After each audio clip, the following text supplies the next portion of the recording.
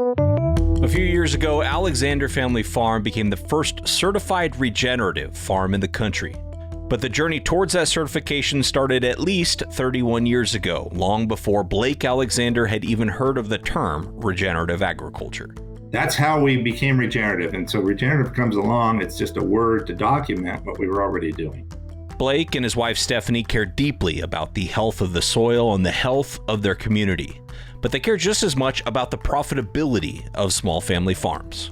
If farms like us can't be profitable, then I have a lot of sadness for the United States. And that's the direction we've been on, and I want to be able to change that. I want small farms to be cool again and profitable and make sense again. Over the years, their small farm has grown to multiple locations and now a consumer brand which focuses on healthy and nutritious dairy products. It's investment in the farm and not the pharmacy. It's getting health through your food, not through your doctor.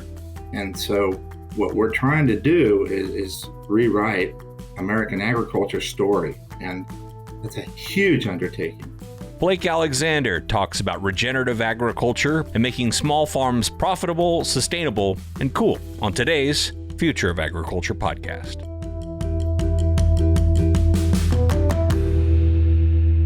But hello, fellow ag nerds. Thanks so much for joining me for another episode of the Future of Agriculture. My name is Tim Hamrich, and every week you and I get to hear from the farmers, founders, innovators, and investors shaping the future of the ag industry. In today's episode, and every episode this quarter, is brought to you by our quarterly presenting sponsor, which is the Soy Checkoff. It takes more than hard work to move a commodity. It takes a strategic plan with foresight and farmer leaders like you to implement it. That's our Soy Checkoff. The Soy Checkoff is looking to the future of soy production needs and the needs of your marketplace. It's always looking ahead for on-farm innovations and new market opportunities to benefit you and your fellow soybean farmers. Whether it's finding new markets for oil and meal, both here and abroad, investing in production research to help soybean farmers get more from every acre, or by working with the supply chain to move soybeans more effectively to impact your bottom line. By pooling resources through the Soy Checkoff, you're moving soy forward, which helps move your farm forward. Having a sound plan delivers results, and you and your fellow soybean farmers are providing it by bringing tangible returns back to you through the Soy Checkoff. You can see all the ways that your Soy Checkoff is moving soy forward at unitedsoybean.org. And thank you so much to the Soy Checkoff for supporting the Future of Agriculture podcast. All right, now back to today's episode with Blake Alexandre of Alexandre Family Farm. Blake is based in Crescent City, California, which is located on the very far north coast of the state. He and his wife Stephanie have been dairying there for over 31 years. They've raised 5 children who have started coming back and working for the family operation full-time. He's going to talk some about the importance of that.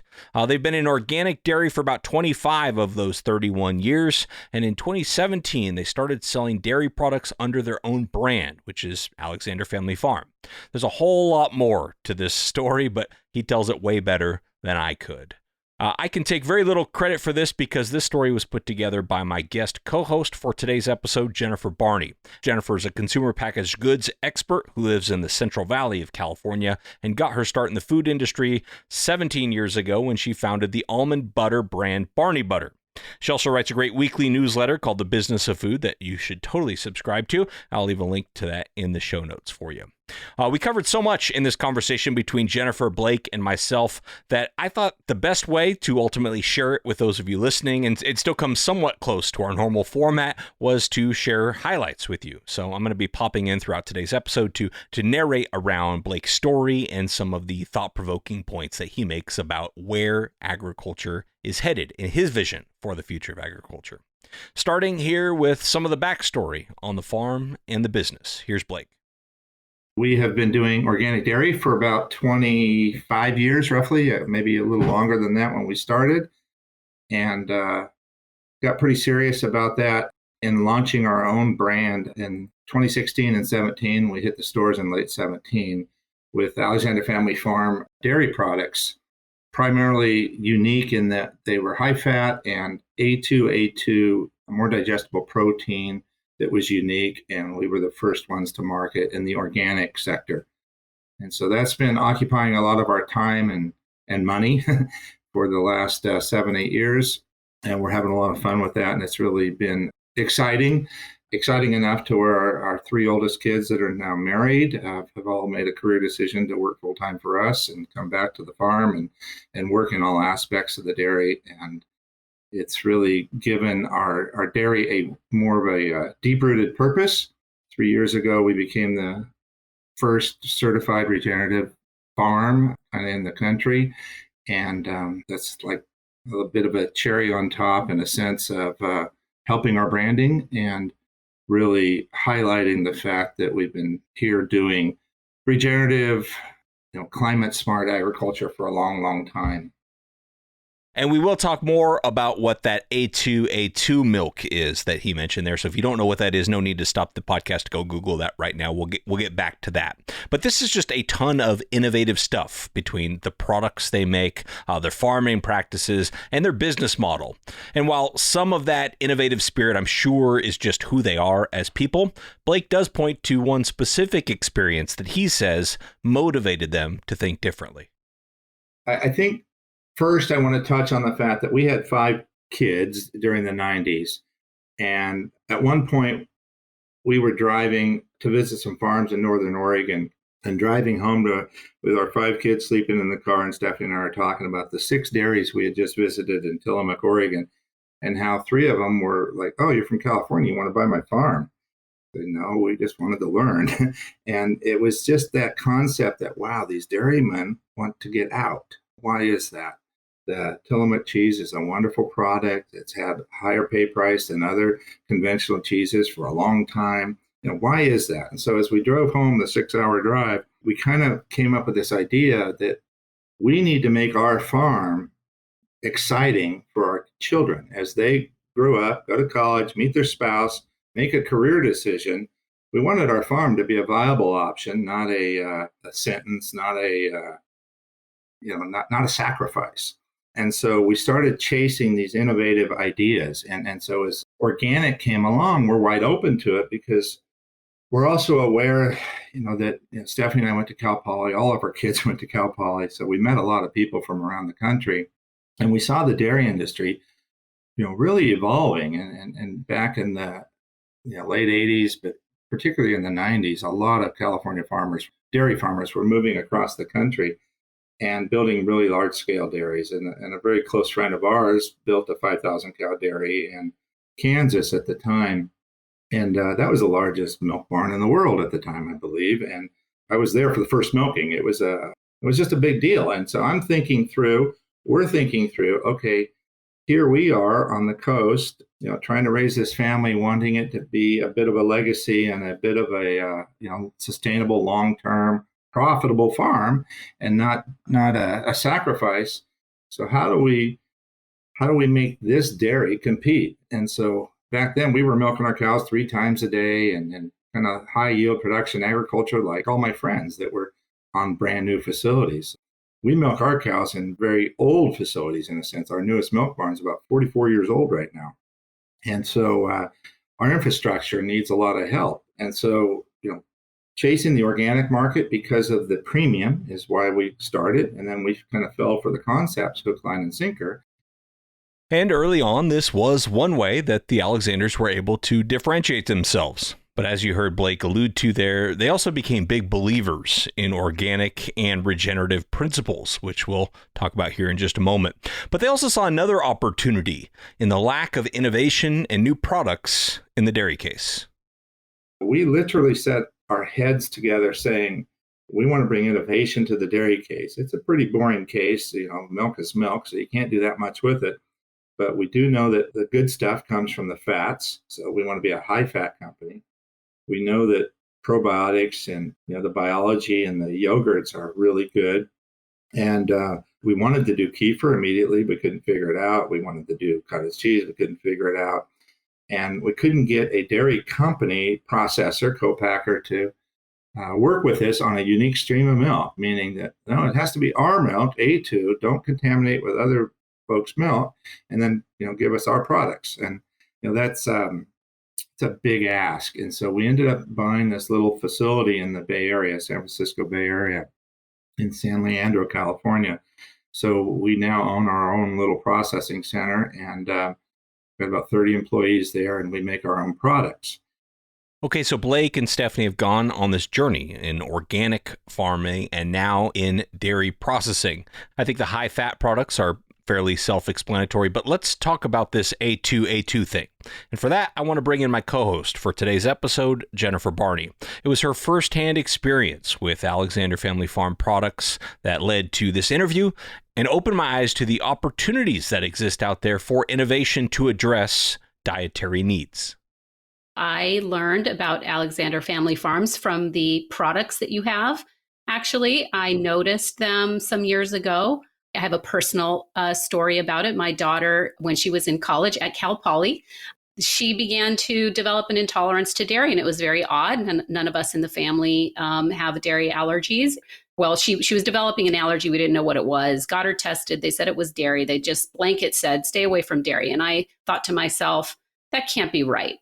And I started to do some investigation and started to learn about the difference between the A1 beta casein and A2 casein. And I had no idea about, certain cows can be A1, A2, other cows can be A2, A2. And I just thought, well, let's try that. And so I found your products.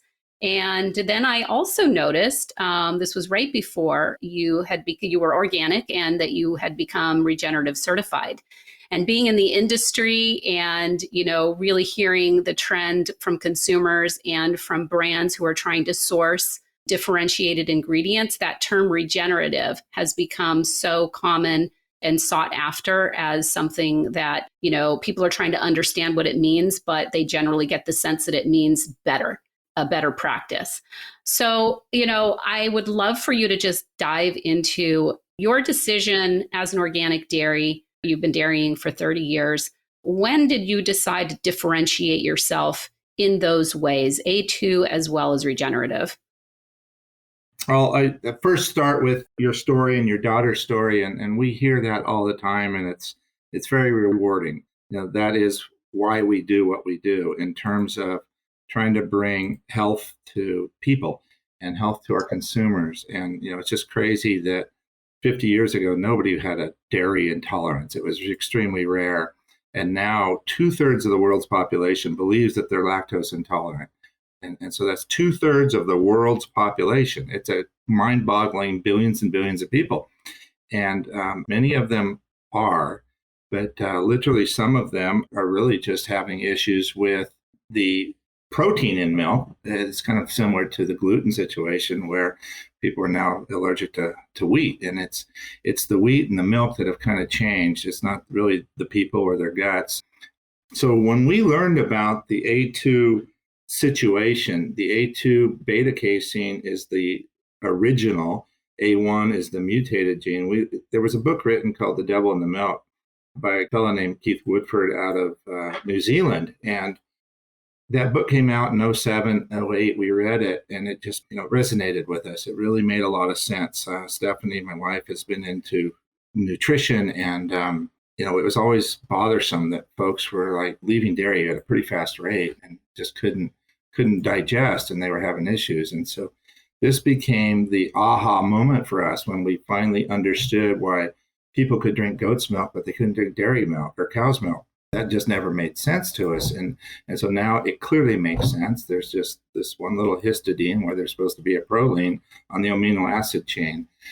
And so once we had that knowledge, it's like, wow, you can't just sit on that and unlearn it. You've got to act. So we started buying only bulls and semen that came to our farm that was from bulls that carried the A2A2 gene.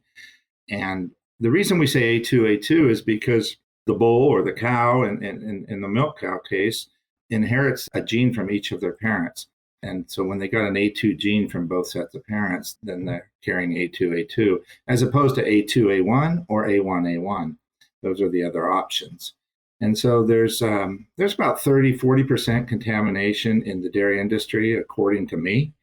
And that's just pretty unscientific, but that's how I've seen the numbers. We've tested thousands, tens of thousands of animals, and we just kind of get a feel for it in a lot of different breeds. And so the milk you buy in the store has a lot of A2 protein in it, but it's also got some A1, and that's why people are having issues with dairy, and that's why we did what we did. I'm really struck by Blake and Stephanie's approach here. There's very often criticisms of the food system. You all have heard them. And in a lot of cases in agriculture, we tend to get defensive. We tend to dismiss it as people who don't understand, or maybe that causation, correlation doesn't equal causation. We kind of try to search for reasons why they're wrong rather than listening and understanding and empathizing and seeing if there's ways we can be part of the solution, which is exactly what Blake and Stephanie appeared to have done here with this A2A2 thing. So I just think there is a really deep lesson in here in listening to the market, understanding the market, and finding potential solutions. I just reward their curiosity, their empathy, and their willingness to think outside the box. They found a way to make it work for them and for customers, and to find whole new customers that had written off dairy entirely, which is pretty amazing part of the story here. It's also significant that their willingness to find their own unique solution to this problem led them to another new opportunity, which is regenerative certification. And then along came COVID, and we survived and moved through that. And we developed a new SKU or two where we were going to have extended shelf life, and we could get a 90-day shelf life on fluid milk. So now that opened the door to go nationwide. Not really a goal that we wanted to do. We never had intention of doing that. Whole Foods was extremely encouraging in that regard. And so as we were getting ready to launch that nationwide, I think that was in 2020, then we were telling them that, hey, we are regeneratively certified, we're regenerative active. We've been working with 2 different groups as a pilot farm for 3 or 4 years. And they said, oh, you say you're regenerative, do you have a certificate? And so we went back to both of those groups and said, hey, we're launching here in January. Could we get something that verifies and certifies that we are regenerative? And both groups said yes. And within a week or 2 of each other, we were their very first certified farm worldwide for both the Savory Institute and the Regenerative Organic Alliance, which is the ROC certification. So that's kind of how that happened. It was more of an accident or coincidence, or whatever you want to call it, an act of God maybe, that we were participating in those programs. We had a product launching nationwide, and that just really helped us. It opened doors. Literally, the Today Show here in the U.S. Put us on the evening news, or however they do that. That was helpful. But a lot of other podcasts and brands and interviews and forms of news media wanted to understand the story. And I realize that there is a concern out there and a skepticism for these types of regenerative certifications. There's even people who believe we shouldn't try to define regenerative because it can be really difficult to certify what are really principles and then accidentally overemphasize practices that may or may not fit a unique context. There's also a concern that if you sort of create very, very clear boundaries, people will optimize for those boundaries and not optimize for the underlying principles, which is really the goal. And I understand those concerns completely. But in Blake's case, this is simply a third-party validation for the work that they're already doing and that they have been doing for decades to follow these principles. We've always dairied in a manner that looked like we were organic, in that we were grazing cows, and rotational grazing was kind of the new term back when I was getting out of high school in 1980. So throughout the 80s, we were pretty aware of rotational grazing. But when we bought this farm here, Stephanie and I moved here in late 92. We met a fellow that became our agronomist, John Schneider, who passed away a year ago, but he was just a big help. We worked together a lot for 30 years and learned a lot. And what he was teaching me primarily was that we needed to build organic matter in our soils. And as we focused on organic matter, and we started that 31 years ago, as far as harvest seasons, we're already starting to harvest today. We paid attention to organic matter, and we came up with this little 3X treatment, we called it, for kind of a field facelift. We knew enough to get away from tilling soil and disking and plowing and regenerating pasture in that regard. And so we came up with this 3X treatment, kind of a field facelift, if you will, where We were doing three primary things. We were kind of grazing it down extra short, and then airwaying and harrowing and kind of exposing some soil or some dirt and broadcasting new seed over that. And then the third step was really compost and adding a little bit of fertility or soil amendments. And we used calcium and ash and different things, but primarily we focus on compost now. And so we have enough compost to hit 2,000 or 3,000 acres a year, and we just kind of work around the properties that we manage and own or lease. And it's fun to watch those fields get better and healthier. And as we were doing that, we were watching and monitoring organic matter the whole time. And so just right to my back outside the house here, this land was probably 2 and 3% organic matter 30 years ago.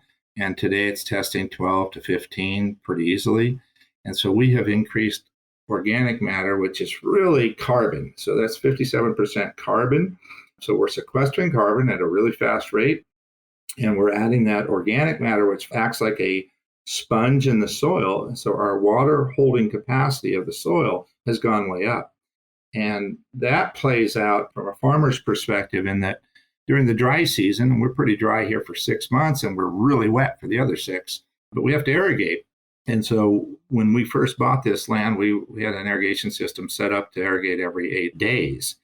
And now we're able to go 30 and 40 days easily in between waterings.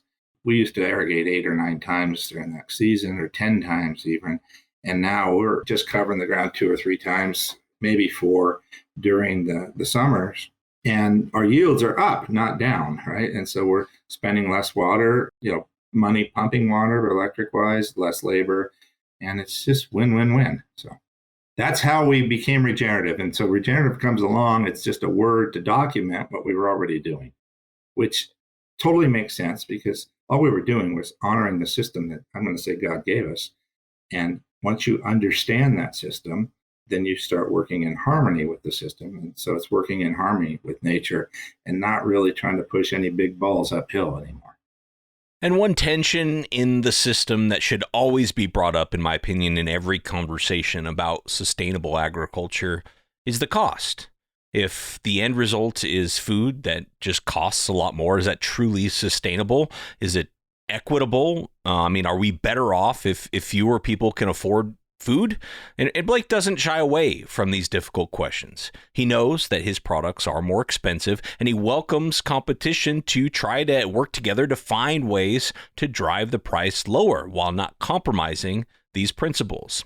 But he also thinks that services that benefit the entire planet shouldn't just fall on a small group of consumers to have to pay for. Years ago, we were asked to give a talk at a IT food innovation deal at Stanford. And it was about why $10 eggs. And so we had our egg brand, Alexandre Kids Eggs, and we still have it, and highest priced egg out there, but we do a lot of handwork. And so I'm driving to that event wanting to answer that question. My son Christian was supposed to go, but he was at another egg event somewhere else in the country. And so I literally drove for 11 hours or something, and I'm thinking, well, here's the answer. This is why $10 eggs at the time. Consumers have a right to pay more to get extra, or they have a right to pay extra to get more, or however you want to look at it. And so as you are consuming our 6% butterfat yogurt, or someone else drinking milk, or whatever it is, I was literally in Portland 2 weeks ago, stopped at a store that I've never been at, and the gal that runs the dairy department is telling Steph, people are coming in and stealing your cream and your half and half. They're like, put it in their pocket and stealing it. They aren't selling them, but they're stealing it. I said, whoa, never heard of that, right? And so I literally stood there at the cream display in this store while she went back to get some more data. And I'm looking and I'm comparing, what's special about ours? Well, our half and half is 16%. Everyone else's is 11 or 12. And so the grams of fat in a unit, a serving of our half and half is more like 5.5 to 6 grams. Everybody else was 3.25 to 3.5. I'm there doing the math on my calculator. Then I looked at our cream, same thing. Our cream is 40%. Other creams are 35, 36, 34. They're all just less. And again, we are a high-fat company because that's where the nutritional goodness comes from. And so people are gravitating to our products because of taste and health. And that's why it costs more. I think as we get a little larger, learn how to maybe finance regenerative agriculture more holistically and more completely through government type programs and through other things, and support farmers that are truly part of the carbon sequestering world. In other words, I believe our cows are contributing to the solutions of global warming, contributing to a healthier ecosystem and a healthier climate. And I believe there's cows out there in the United States that aren't contributing at the same level ours are. And so who's going to pay that bill? Right now, Alexandre has had to go to the market and get the consumer to pay that bill. I believe that there's hope that somebody else can help shift and redirect dollars and funding in the appropriate place. And this is an excellent point Blake's making here, and we've heard this before on the show. If farmers are expected to perform ecosystem services for the good of the rest of us, for the good of the planet, they shouldn't be expected to do all that for free while still having to compete with a low-cost producer commodity market. But one thing I find endlessly fascinating about the Alexandre story specifically is that carbon credits or regenerative certification or organic or direct to consumer, all that stuff is fine, but it doesn't seem to be their North Star. What they seem to be focused on, at least from my perspective, are healthy family farms, healthy local communities, and healthy people. We did come out with a kefir eventually. It hit the market this year in January. It's still kind of infiltrating across the country. Folks are loving it. It's really high on the chart in terms of the colony forming units per gram, I believe. We're in the trillions. All the competitors brag about being, in the billions. And so we believe the future for Alexandre Family Farm products is more in the probiotic area. So Stephanie is absolutely a nutritional food mom that is now a grandmother that loves to discover and make nutritional dense food available for infants and others. And others are now everybody. Everybody needs help with their gut, and everybody needs nutritional goodness. And so I think our dream is to make some yogurts that are specific to certain maybe health requirements. And so we would have some individual packet yogurts that are good for kids and good for adults with a purpose. So now he's touching on yet another interesting trend out there, which is the gut microbiome and healthy probiotics. There's really just so much to this story. But I think I'll close with this answer Blake gave to Jennifer's question about how big does he ultimately want to see Alexandre Family Farm get? Our written goal is that we want to get big enough to sell 10% of our milk. And this is the truth. So we clearly are way past that. We did not, I get choked up on this. We did not build this brand for any other reason other than to create a sustainable farm that our kids and grandkids could have ownership in. And I mean mental ownership, not financial ownership. I mean literally buy in and love it. And so we're just trying to bring health to our community. And soon you realize, Wealth of Nation, that book and how a rising tide lifts all ships. And so we got to lift our neighbors up. I don't want to be the last guy standing in our county. We darn near got there. We had 6 dairy ownerships in this county a year ago. We got down to 2 at the end of the year, and there's a third one back on. I want to be a reason that grows back to 6 or 8 or 10. Humboldt County's got 30 or 40 farms, and it had 150 when I was a kid, and I want to be the reason that it grows or doubles. And so it's not about our brand, it's about our community. And it's about communities across the country, whether that's in a city, inner city, next to a Whole Foods, next to a high-end natural food stores that sells our type of products, because our products are expensive, because the path we choose is expensive, and the process is expensive. It's investment in the farm and not the pharmacy. It's getting health through your food, not through your doctor. And so what we're trying to do is rewrite American agriculture story. And it's a huge undertaking. It's overwhelming. So Stephanie and I spent last week in Washington, D.C.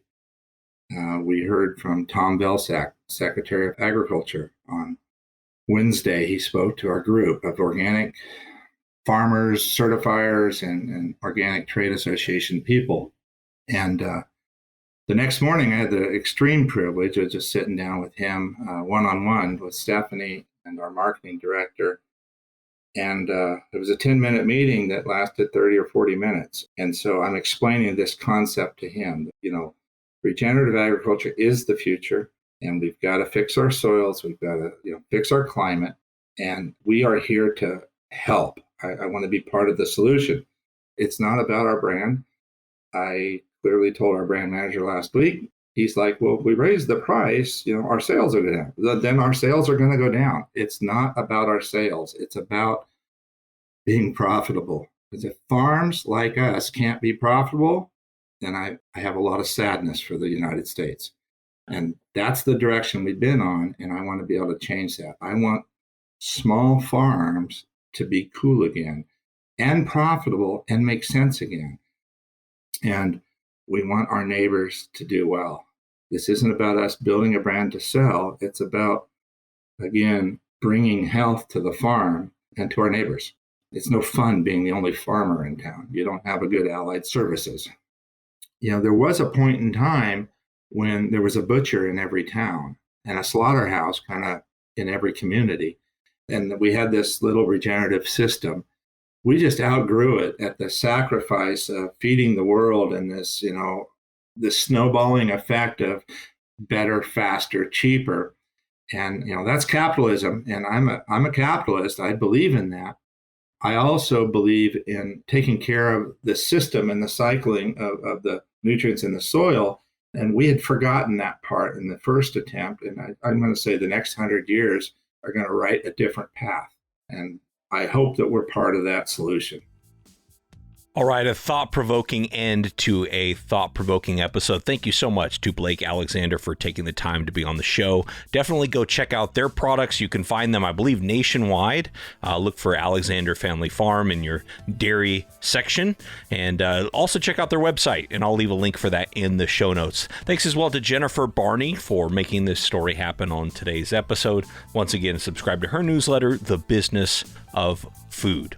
I'd also like to give one more shout out to our quarterly presenting sponsor, which is the Soy Checkoff. And last but certainly not least, thank you for your time and your attention. I don't take it lightly. I'll be back next week with another story of ag innovation.